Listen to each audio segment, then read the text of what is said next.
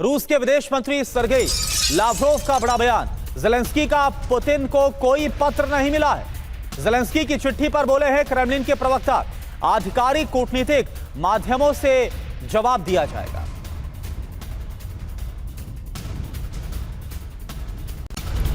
और पुतिन ने ज़ेलेंस्की से मुलाकात की पेशकश ठुकराई। ज़ेलेंस्की से मुलाकात का कोई मतलब नहीं, ये पुतिन ने कहा। पुतिन ने ज़ेलेंस्की की चिट्ठी को असभ्य बताया। शर्तें मानने के बाद ही यूक्रेन से समझौता होगा, यह पुतिन ने कहा।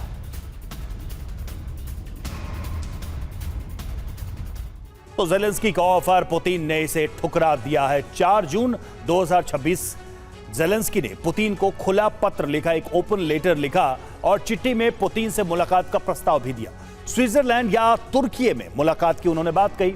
ज़ेलेंस्की ने पूर्ण युद्ध विराम की पेशकश भी की। सभी युद्धबंदियों की अदला बदली का सुझाव भी ज़ेलेंस्की ने अपने इस ओपन लेटर में दिया है। अब 5 जून की तारीख आप देखिए क्या हुआ है। ज़ेलेंस्की की चिट्ठी पर व्लादिमीर पुतिन का जवाब, मुलाकात का कोई मतलब नहीं होता है। चिट्ठी में मिलने की असली मंशा है ही नहीं। मुलाकात के लिए मॉस्को आ सकते हैं, ज़ेलेंस्की इस बात का भी ऑफर दिया। चिट्ठी में असभ्य शब्दों का इस्तेमाल किया गया है। अब आगे क्या, ये भी आप जानिए। फिलहाल सीजफायर की कोई संभावना नजर नहीं आ रही है। सेंट पीटर्सबर्ग पर हमले का जो बदला है वो व्लादिमीर पुतिन लेंगे। नाटो देशों को भी टारगेट कर सकता है रूस, ये भी आसार नजर आ रहे। Naval captain Shyam Kumar sir, क्या आपको लग रहा है कि वाकई में एक ईमानदार कोशिश थी या फिर वाकई में दिखावे के लिए था? क्या आपको लग रहा है? क्योंकि व्लादिमीर पुतिन की तरफ से कहा गया कि जो कोशिश या फिर जिस ओपन लेटर की बात है और उसमें जैसी भाषा का इस्तेमाल किया गया वो बहुत ज्यादा असभ्य है। क्या लग रहा है? करना फिर से वही बात, मंशा में शंशा। देखिए, इलेक्शन कैंपेन बहुत दिनों से किया नहीं है शायद ज़ेलेंस्की ने, तो वो खुला दावा देके उनको कहते हैं मेरे साथ सामने डायलॉग पे आओ, हम एक 1 to 1 बात करेंगे, लोग हमको सुनेंगे।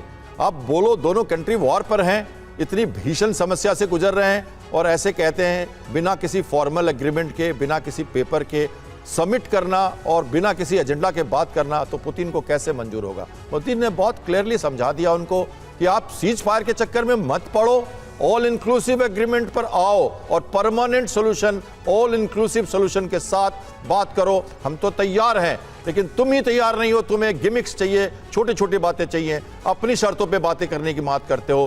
पूरी शर्तों पे करो। क्रीमिया लिया हमने, 4 रीजन हमने लिए, बाकी तुम संभालो ना, नाटो को हटाओ ना, और ये जो एक फोर्स बनाओ, न्यूट्रल फोर्स, और चुपचाप शांति से रहो। छोटे भाई हो, एक बाउंड्री दी थी तुमने, कुछ लोगों को लेके कल्चरल चेंज कर रहे हो तुम हमारे एरिया का, उनको तो ये अफसोस है ना। तो वहां पर बात जाती है जमीर की, लड़ाई वहां से शुरू हुई है, इसलिए इतनी लंबी चल रही है, वरना ये खत्म हो जाती।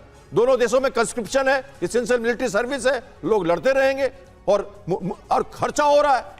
और वो कह रहे हैं पुतिन कि जिनको पैसा कमाना है इस वार में कमा रहे हैं। तो तुम्हें जब पता ही है ये सारी बातें, तो देश को गर्त में क्यों डाल रहे हो? बात कर लो, समझ लो, और जो देना लेना है आपस में छोटे भाई बड़े भाई से समझ लो। ये विश्व का शायद जनरल पब्लिक ओपिनियन कह सकता हूं मैं। यानी श्याम कुमार सर, ये बता दिया गया पुतिन की तरफ से कि हवाई बातें मत करिए, 4 साल से ज्यादा हो गया युद्ध को, कॉन्क्रीट मुद्दों पर आइए, एजेंडे पर आइए और फिर अपनी मंशा दिखाइए जो कि पूरी तरह से शुद्ध होनी चाहिए, तभी बात हो पाएगी। जी बिल्कुल, यही मैं कहना चाह रहा हूं।